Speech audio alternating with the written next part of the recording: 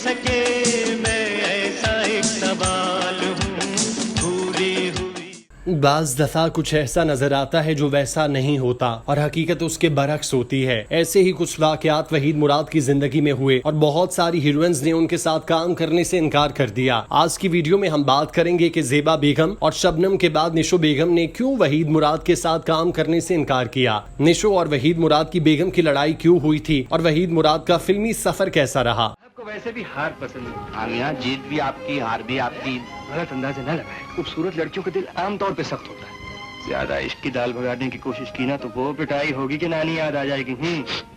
और जो वहीद मुराद जो लॉलीवुड में चॉकलेटी हीरो के तौर पर मशहूर थे, उनकी अदाकारी का हर कोई दीवाना था। लोग उनके बालों के स्टाइल और उनके पहनावों की कॉपी करते थे। बहुत सारी हीरोइंस उनके साथ काम करने की ख्वाहान थीं। वहीं 3 हीरोइंस ने उनके साथ काम करने से इनकार भी कर दिया। उनकी सबसे पहले ज़ेबा बेगम के साथ जोड़ी बनी जो लॉलीवुड की सुपरहिट जोड़ी थी। बल्कि अगर ये कहा जाए कि आज तक उर्दू फिल्मों में सबसे हिट कपल वहीद मुराद और ज़ेबा बेगम का था तो ये गलत ना होगा। इसके बाद उन्होंने शबनम बेगम के साथ काम करके उनको भी हमेशा के लिए अमर कर दिया। लेकिन एक वक्त ऐसा भी आया जब इन अदाकाराओं ने वहीद मुराद के साथ काम करने से इनकार कर दिया। इसके बाद उन्होंने शमीम आरा को अपनी फिल्मों में कास्ट किया जिन्होंने बेफना बिजनेस किया और कई फिल्मों ने तो सिल्वर जुबलियां भी मनाई। इसके बाद वहीद मुराद ने आसिया, दीबा, रानी और दीगर हीरोइंस के साथ काम किया मगर उनकी जोड़ी ना बन सकी। जबकि वहीद मुराद की किसी भी हीरोइंस के साथ जोड़ी ना बन पाई तो उन्होंने निशो बेगम को अपनी फिल्मों में कास्ट करना शुरू कर दिया। फिल्म खलीज की कामयाबी के बाद उनकी जोड़ी हिट हो गई और वहीद मुराद गुजराती हसीना के साथ काम करने लग गए। इसके बाद उन्होंने उनको फिल्म जाल में कास्ट किया जिससे दोनों की जोड़ी का एक दूसरे के साथ काम करने की ख्वाहिश का अंदाजा लगाया जा सकता है। लेकिन इसी फिल्म में निशो ने उनके साथ काम करने से इनकार कर दिया जिसके बारे में उस वक्त बहुत सी खबरें भी लगी। लेकिन अब निशो ने खुद बरसों बाद इस मौजू पर बात की और कहा कि ये सब एक गलत फहमी की वजह से हुआ। वहीद मुराद के साथ काम न करने का फैसला जज्बाती था। हुआ कुछ यूं कि फिल्म जाल में सुबह सादिक के मनाजिर को अक्स बंद करना था जिसकी शूटिंग वहीद मुराद के घर में हो रही थी। निशो वहाँ जरा लेट पहुंची और भागम भाग का माहौल था तो उन्होंने पीटी शूज पहने थे जिसके तस्मे खुले रह गए। वहीद मुराद निशो को जल्दी जल्दी रेडी करना चाहते थे क्योंकि अगर सूरज तुलू हो जाता तो फिर सारे फनकारों को एक वक्त में एक साथ इकट्ठा करना मुश्किल हो जाता क्योंकि सभी की आगे की डेट्स मिलना मुश्किल था। इसीलिए वहीद मुराद खुद ही नीचे झुककर निशो के जूते के तस्मे बांधने लग गए। जब वो तस्मे बांध रहे थे तो ऐन उस वक्त वहीद मुराद की बीवी सलमा मुराद भी घर से निकल आई और वहीद मुराद के पीछे खड़ी होकर चिल्लाकर कहा, ये तुम क्या कर रहे हो, ये तुम हीरोइंस के साथ शूट कर रहे हो। जिस पर वहीद मुराद ने निशो को मुखातिब करते हुए कहा, देखा आपकी वजह से एक नया मसला खड़ा हो गया। जिसके बाद निशो बेगम ने सलमा मुराद को समझाना चाहा और अपनी पोजीशन वाजी करने की कोशिश की तो सलमा मुराद उनके साथ उलझ पड़ी। दोनों की आवाजें ऊंची हो गईं और वहां बाकायदा लड़ाई का माहौल हो गया जिससे शूटिंग तो खत्म हो गई लेकिन वो लड़ाई खत्म ना हुई। इससे पहले निशो बेगम और सलमा मुराद बहुत अच्छी दोस्त थीं, वो फैमिली फ्रेंड्स थीं। इस अचानक रोनमा होने वाले वाकये के बाद उनकी आपस में बोलचाल बंद हो गई और वहीद मुराद के साथ भी निशो ने बोलचाल और फिल्म जाल में मजीद काम करने से इनकार कर दिया। जिसके बाद दोस्तों ने उनकी आपस में सुलह कराई और सारे मामलात हल हो गए और वो दोबारा से काम करना शुरू हो गए। इस लड़ाई के बाद निशो ने जुबैदा और आदमी में वहीद मुराद के साथ काम किया, वो उनकी हीरोइंस बनी।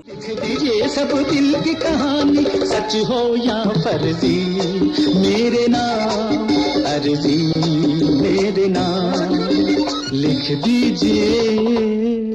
नाजरीन, एक जमाना था जब मुल्क का हर लड़का अपने बाल माथे पर बखेरे वहीद मुराद जैसा बनने का ख्वाहां था और हर लड़की को वहीद मुराद के सरापे में अपने ख्वाबों का मर्द दिखाई देता था। कॉलेज गर्ल्स ने वहीद मुराद की तस्वीरें किताबों में रख ली लेकिन उनके दिल के तार कराची के सनतकार इब्राहिम मेकर की बेटी सलमा मेकर को देखकर बज उठे थे। एक रोज वहीद मुराद सलमा को अपने दिल का मुद्दा बयान करने डांसिंग क्लास जा पहुंचे जहाँ वो डांस की रिहर्सल किया करती। बकौल सलमा मुराद के रिहर्सल के दौरान एक सांवला सलोना नौजवान वहाँ आया, उन्हें इशारे से बुलाया। मैं उनके पास गई तो उन्होंने बर्जिस्ता सवाल किया, मुझसे शादी करोगी? मैं इस अचानक सवाल पर हक्का बक्का रह गई और हैरानी से उनका मुंह देखती रह गई। लेकिन वो मुझे उलझन में डालकर वहाँ से जा चुका था। कुछ ही रोज में वहीद मुराद के वालिदैन की जानिब से बाकायदा पैगाम आया और उन्होंने इस नौजवान की इस रोज की वालिहाना जुर्रत को देखते हुए इकरार कर लिया और यूँ हम जीवन की डोर में बंध गए। उनकी मोहब्बत की कहानी बहुत मजेदार थी। इसी वजह से सलमा मुराद को किसी के साथ भी रोमांटिक होते बर्दाश्त नहीं करती थी। वहीद मुराद 2 अक्टूबर 1938 को कराची में पैदा हुए। वो फिल्म अदाकार, प्रोड्यूसर और स्क्रिप्ट राइटर थे। वहीद मुराद जनूबी एशिया के सबसे ज्यादा मशहूर और बाअसर अदाकारों में एक समझे जाते थे। वो फिल्म तकसीम कार निसार मुराद के इकलौते बेटे थे। वहीद मुराद ने कराची ग्रामर स्कूल से इब्तदाई तालीम हासिल की।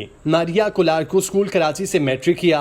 SM आर्ट से ग्रेजुएशन किया और इसके बाद कराची यूनिवर्सिटी से अंग्रेजी अदब में मास्टर्स किया। नवंबर 2010 में इंतकाल के 27 साल बाद पाकिस्तान के सदर आसिफ अली जरदारी ने सितारा इम्तियाज से नवाजा। प्रोड्यूसर के तौर पर वहीद मुराद अपने वालिद के कायम शुदा फिल्म आर्टिस्ट के तहत फिल्म इंसान बदलता है से अपने करियर का आगाज किया। वहीद खुद अपनी फिल्मों में बतौर हीरोज के लिए तैयार नहीं थे, मगर जब यही तजवीज पुराने दोस्त परवेज मलिक से आई तो उन्होंने जेबा के शरीक स्टार होने की शर्त रखी। जेबा ने शर्त कबूल की। नतीजे के तौर पर उन्होंने सबसे पहली फिल्म 1962 में औलाद की। इस फिल्म में उनके दोस्त SM यूसुफ की तरफ से हिदायतकारी की गई। औलाद नाकिदीन की तरफ से बहुत पसंद की गई और साल की सबसे बेहतरीन फिल्म के जुमरे में निगार अवार्ड मिला। हीरा और पत्थर हीरो के तौर पर उनकी पहली फिल्म थी। इसे बड़ी कामयाबी समझा गया। उन्हें इस फिल्म के लिए बेहतरीन अदाकार का निगार अवार्ड मिला। 1966 में उन्होंने परवेज मलिक की हिदायत में अपनी प्रोडक्शन अरमान में काम किया। अरमान ने उस वक्त के तमाम बॉक्स ऑफिस के रिकॉर्ड तोड़ दिए और थिएटर में 75 हफ्ते मुकम्मल किए। उन्हें पाकिस्तानी फिल्मों का पहला सुपरस्टार बनाया। फिल्म एक रोमानवी और मधुर मोहब्बत की कहानी है। खास तौर पर अहमद रुश्दी के गाए हुए कोको कोरी ना अकेले न जाना जैसे गाने नौजवानों बिलखुसूस लड़कियों में बेहद मकबूल हुए। उन्होंने फिल्म अरमान के लिए 2 निगार अवार्ड हासिल किए, एक बेहतरीन प्रोड्यूसर और दूसरा बेहतरीन अदाकार के तौर पर। इस साल के दौरान वो जेबा के साथ एक सुपरहिट फिल्म जाग उठा इंसान में जलवागर हुए। ये हकीकत है कि वहीद ने कई दीगर अदाकाराओं की तरह जेबा को अपनी फिल्मों में कास्ट करके मुल्कगीर शोहरत में अहम किरदार अदा किया। 1967 में उन्होंने देवर भाभी, दोराहा, इंसानियत और माँ बाप जैसी लाजवाल फिल्मों में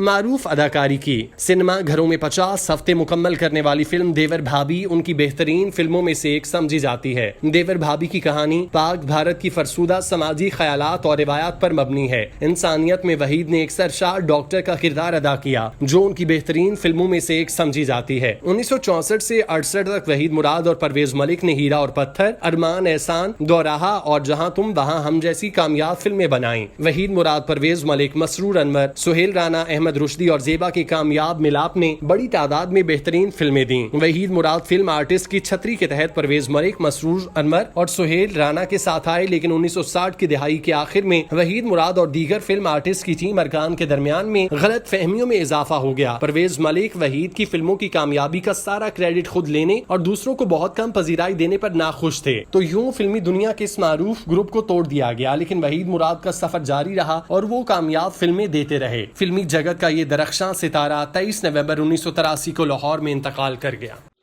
कुछ करना हो क्योंकि अब तुम्हारे बगैर जिंदगी गुजारना मुश्किल है। अगर मैं तुम्हारे साथ जिंदगी ना गुजारना चाहूँ तो निजमा, अगर कभी तुमने मेरा साथ छोड़ दिया तो उसके बाद फिर तुम्हें मैं नहीं मिली तो मेरी लाश